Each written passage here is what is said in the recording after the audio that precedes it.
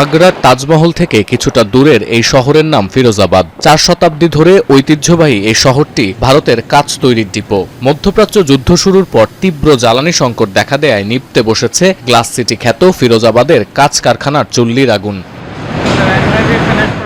ভাগ্যের পরিহাসে কাজের পূর্ণ মৌসুমে বেকার হয়ে পড়েছেন শত শত দিনমজুর। কাজ গলাতে হিট চেম্বারগুলো সবসময় 1000 ডিগ্রি সেলসিয়াসের বেশি তাপমাত্রায় চালু রাখতে হয়, যার অধিকাংশই গ্যাস চালিত।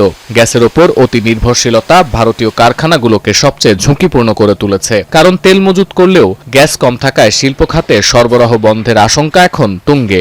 मेरे यहाँ फिरोजाबाद से बहुत एक्सपोर्ट होता है, लगभग 2000 करोड़ का एक्सपोर्ट है फिरोजाबाद से गिलास का।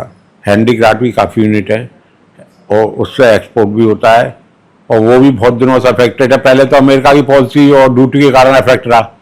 অপারেটররা জানান, গ্যাস সংকটে এরই মধ্যে দোকান বন্ধ করে দিয়েছেন অনেক ক্ষুদ্র ব্যবসায়ী, আর বড় বড় কারখানাগুলোতে অর্ধেকের বেশি লোকবল কমিয়েছেন উদ্যোক্তারা।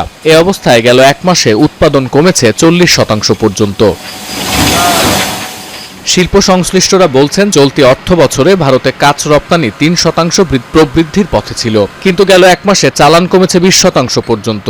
গেল বছর ট্রাম্পের চড়া শুল্কের ধাক্কা সামলে ওঠার আগেই গ্যাস সংকট উৎপাদন এবং সরবরাহ উভয় ক্ষেত্রেই বড় চ্যালেঞ্জ তৈরি করেছে। বিশ্লেষকরা মনে করেন, শুধু কাঁচ নয়, বস্ত্রশিল্প থেকে শুরু করে উন্নত প্রযুক্তি উৎপাদন খাতের জন্য ভয়াবহ বিপদ ডেকে এনেছে এই গ্যাস সংকট। সতীর্থ কর্মকার, এখন বিশ্ব।